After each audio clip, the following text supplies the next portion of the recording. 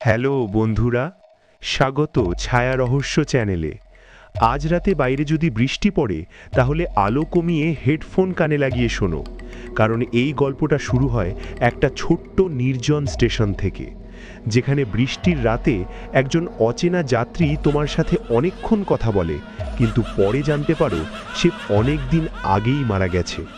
চোখ বন্ধ করো, শ্বাস নাও আর শোনো আজকের গল্প, কালীতলা হল্টে এক রাত। সেদিন ছিল শ্রাবণ মাসের এক অসম্ভব ভয়ঙ্কর বৃষ্টির রাত। আকাশ যেন একেবারে ফেটে চৌচির হয়ে যাচ্ছিল। বজ্রপাতের তীব্র আলোয় চারদিক মাঝে মাঝে দিনের মতো আলোকিত হয়ে উঠছিল, আর তার পরক্ষণেই আবার গভীর অন্ধকার নেমে আসছিল। বৃষ্টির শব্দ এত জোরে যে কানে তালা লাগার মতো অবস্থা হয়ে গিয়েছিল। হাওয়ার বেগও ছিল প্রচণ্ড। আমি সৌরভ চ্যাটার্জি, বয়স ৩২ বছর, একটা প্রাইভেট কোম্পানিতে মার্কেটিং ডিপার্টমেন্টে চাকরি করি। সেদিন কলকাতা থেকে বর্ধমানে আমার মামার বাড়িতে খুব জরুরি একটা ফ্যামিলি মিটিংয়ে যাচ্ছিলাম। ট্রেন ছিল রাত 10:30টার বর্ধমান লোকাল, কিন্তু প্রচণ্ড বৃষ্টির জন্য ট্রেন প্রায় 1 ঘন্টা লেট করলো। ট্রেন যখন একটা ছোট্ট প্রায় ভুলে যাওয়া স্টেশনে থামল, তখন রাত প্রায় 12:30 বেজে গেছে। স্টেশনের নাম ছিল কালীতলা হল্ট। খুবই ছোট আর নির্জন স্টেশন, মাত্র 2টো প্ল্যাটফর্ম। পুরনো সাইনবোর্ডের রং উঠে গেছে, অনেক জায়গায় মরচে ধরে গেছে। প্ল্যাটফর্মে শুধু একটা হলুদাভ মার্কারি বাল্ব জ্বলছিল, তার আলোয় বৃষ্টির ফোঁটা চকচক করে পড়ছিল।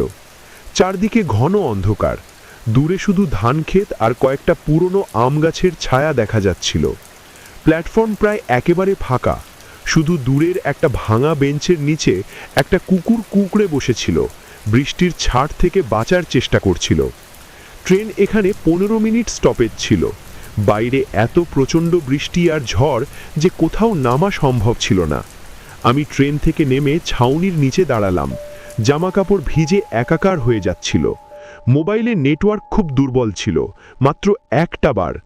বাতাসের শব্দ আর বৃষ্টির আওয়াজে চারদিক কেমন যেন অদ্ভুত আর থমথমে লাগছিল।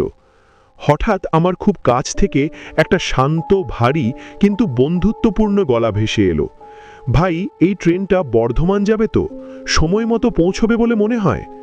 ঘুরে তাকাতেই দেখি একজন মাঝবয়সী ভদ্রলোক দাঁড়িয়ে আছেন। বয়স আন্দাজ 45 থেকে 48-এর মধ্যে। পরনে সাদা পাঞ্জাবি, যেটা বৃষ্টিতে আধ ভেজা হয়ে গেছে, কালো প্যান্ট, পায়ে সাধারণ চপ্পল, হাতে একটা পুরনো চামড়ার ব্যাগ যেটা অনেক দিনের ব্যবহারে জীর্ণ হয়ে গেছে। মাথার চুল একটু পাতলা, চশমার কাছে বৃষ্টির জল লেগে আছে। চেহারায় একটা সাধারণ সরকারি চাকুরে ভাব ছিল। আমি বললাম, হ্যাঁ দাদা, বর্ধমানই যাবে। আপনিও যাচ্ছেন? হ্যাঁ, খুব জরুরি কাজে যাচ্ছি। ট্রেনটা এত লেট করায় এখানে প্রায় 40 মিনিট দাঁড়িয়ে আছি, বৃষ্টিতে ভিজে একাশা হয়ে গেছি। তিনি আমার পাশে এসে দাঁড়ালেন। তারপর ধীরে ধীরে কথা শুরু হলো। তিনি নিজের পরিচয় দিলেন। আমার নাম অরুণ সেন। এই লাইনে আমি অনেকবার এসেছি। আসলে এই কালীতলা হল্ট স্টেশনে আমি একসময় স্টেশন মাস্টার ছিলাম, প্রায় 12 থেকে 13 বছর আগের কথা।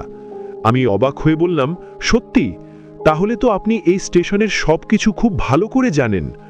অরুণবাবু হালকা হেসে বললেন, জানি তো, এই স্টেশনের অনেক গল্প আছে, বিশেষ করে এই রকম প্রচণ্ড বৃষ্টির রাতের গল্প। তারপর তিনি একের পর এক গল্প বলতে শুরু করলেন। কিভাবে একবার শ্রাবণের বন্যায় পুরো লাইন ভেসে গিয়েছিল, ট্রেন আটকে পড়েছিল 6-7 ঘন্টা, কিভাবে তিনি নিজে রাত জেগে লাল সিগন্যাল দিয়ে একটা মালগাড়িকে বড় দুর্ঘটনা থেকে বাঁচিয়েছিলেন। কথা বলতে বলতে তার গলায় একটা পুরনো দিনের নস্টালজিয়া ফুটে উঠছিল। তিনি এত সুন্দর করে বিস্তারিতভাবে গল্প বলছিলেন যে আমি মন দিয়ে শুনছিলাম।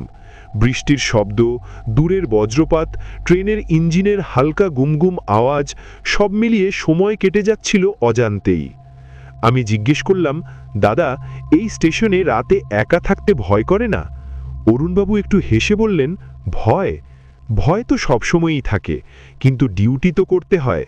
অনেক রাতে এমন হয়েছে, বৃষ্টির মধ্যে কেউ যেন প্ল্যাটফর্মে হাঁটছে, কিন্তু কাউকে দেখা যায় না। কখনো কখনো দূর থেকে কারো গলার স্বর শোনা যায়, কিন্তু কেউ থাকে না। তার কথা শুনে আমার গায়ে একটু ছমছম করে উঠল, কিন্তু তখনও ভাবিনি যে এটা কোনো সাধারণ গল্প নয়। তিনি আরও পুরনো ঘটনা বলতে লাগলেন, কিভাবে একবার রাতে এক যাত্রী তার কাছে টিকিট চেক করাতে এসেছিল, কিন্তু পরে দেখা গেল সেই যাত্রী ট্রেনেই ছিল না। কিভাবে বৃষ্টির রাতে স্টেশনের বাইরের লাইনে কখনো কখনো অদ্ভুত আলো দেখা যেত। হঠাৎ দূর থেকে ট্রেনের হুইসেল শোনা গেল, আমাদের ট্রেন আসছে। অরুণবাবু বললেন, চলো ভাই উঠে পড়ি, কিন্তু আমার টিকিট চেক করা বাকি আছে, তুমি আগে উঠে পড়ো, আমি একটু পরে উঠব, স্টেশন মাস্টারের সাথে একটু কথা বলে নিই। আমি মাথা নেড়ে ট্রেনে উঠে পড়লাম। একটা খালি জেনারেল কম্পার্টমেন্টে ঢুকে জানালার পাশে বসলাম। কম্পার্টমেন্টে তখন মাত্র ৩-৪ জন যাত্রী ছিল। দুজন গভীর ঘুমে ঘুমোচ্ছিল, একজন মোবাইলে গেম খেলছিল। জানালা দিয়ে দেখলাম অরুণবাবু স্টেশনে দাঁড়িয়ে আছেন। তিনি হাত তুলে আমাকে দেখিয়ে হাসলেন, আমিও হাত নাড়লাম। ট্রেন ছাড়ল, বৃষ্টি আরও জোরে পড়তে শুরু করলো। আমি বসে বসে অরুণবাবুর বলা সব গল্পগুলো মনে মনে ভাবছিলাম, ভালো লাগছিল। প্রায় ২০ থেকে ২২ মিনিট পর পরের স্টেশনে ট্রেন থামল। সেখানে টিকিট চেকার এলো। আমার কম্পার্টমেন্টে তখনও অরুণবাবুকে দেখা যাচ্ছিল না। আমি চেকারকে জিজ্ঞেস করলাম, দাদা, এই কম্পার্টমেন্টে আর কেউ উঠেছে? একজন ভদ্রলোক বলেছিলেন বর্ধমান যাবেন। চেকার অবাক হয়ে তাকালেন, না স্যার, এই কম্পার্টমেন্ট তো কালীতলা হল্ট থেকে একদম খালি ছিল, আমি নিজে প্ল্যাটফর্ম থেকে দেখে এসেছি, কেউ ওঠেনি। আমি বললাম, কিন্তু আমি তো তার সাথে অনেকক্ষণ কথা বললাম, তার নাম অরুণ সেন, তিনি বললেন এই স্টেশনের আগের স্টেশন মাস্টার ছিলেন। চেকারের মুখের রং হঠাৎ ফ্যাকাশে হয়ে গেল।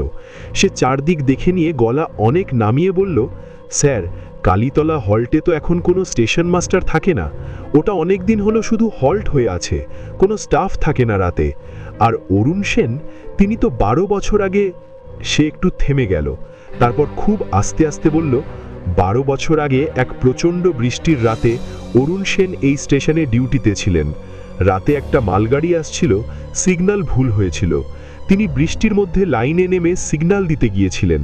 ট্রেন তাকে ধাক্কা মেরে ফেলে দেয়, সেখানেই তিনি মারা যান। আমার হাত পা ঠান্ডা হয়ে গেল, গলা শুকিয়ে কাঠ হয়ে গেল। আমি কোনো মতে বললাম, তাহলে যার সাথে আমি প্ল্যাটফর্মে দাঁড়িয়ে এতক্ষণ কথা বললাম, হাসলাম, তিনি কে? চেকার চুপ করে রইলেন, তারপর বললেন, স্যার, অনেক যাত্রী এই রকম বলে, বৃষ্টির রাতে কালীতলা হল্টে অরুণবাবুকে দেখা যায়, তিনি যাত্রীদের সাথে কথা বলেন, গল্প করেন, কিন্তু ট্রেন ছাড়ার পর তাকে আর কোথাও খুঁজে পাওয়া যায় না। আমি আর কিছু বলতে পারলাম না। ট্রেন আবার চলতে শুরু করলো। আমি জানালা দিয়ে বাইরে তাকালাম। বৃষ্টির মধ্যে দূরে কালীতলা হল্টের সেই একটা হলুদ বাল্বটা এখনো জ্বলছিল, আর সেই আলোয় একটা সাদা পাঞ্জাবি পরা ছায়ামূর্তি প্ল্যাটফর্মে দাঁড়িয়ে আছে, হাত তুলে যেন আমাকে দেখিয়ে হাসছে। আমি চোখ সরিয়ে নিলাম, কিন্তু মনের ভিতর একটা প্রশ্ন বারবার ঘুরছিল, তিনি যদি ট্রেনে না উঠে থাকেন, তাহলে আমি তার সাথে এত স্পষ্ট করে কথা বললাম কি করে? তার গল্পগুলো এত রিয়েলিস্টিক কেন ছিল? আর তার হাতে ধরা সেই পুরনো চামড়ার ব্যাগটা, সেটা কি সত্যিই ছিল? ট্রেনের গতি বাড়ল, বৃষ্টির শব্দের সাথে মিশে যেন একটা পরিচিত গলা ভেসে এলো জানালার বাইরে থেকে, ভাই, আবার দেখা হবে, সাবধানে যেও। আমি কম্পার্টমেন্টের দরজা বন্ধ করে দিলাম, কিন্তু সারা রাত এক ফোঁটা ঘুমোতে পারিনি। প্রতিবার বজ্রপাতের আলোয় মনে হচ্ছিল কেউ যেন কম্পার্টমেন্টের বাইরে দাঁড়িয়ে আছে। পরের দিন বর্ধমানে পৌঁছে স্থানীয় একজন বয়স্ক লোককে কালীতলা হল্টের কথা জিজ্ঞেস করলাম। তিনি অনেকক্ষণ চুপ করে থেকে বললেন, ওই স্টেশনটা এখন অনেকে এড়িয়ে চলে, বৃষ্টির রাতে ওখানে থামলে কেউ কেউ বলে অরুণবাবু এখনো ডিউটি করেন, শুধু তিনি আর কোনো ট্রেনে উঠতে পারেন না। আপনাদের যদি এমন কোনো ভয়ঙ্কর অভিজ্ঞতা থেকে থাকে, অবশ্যই আমাকে লিখে পাঠান।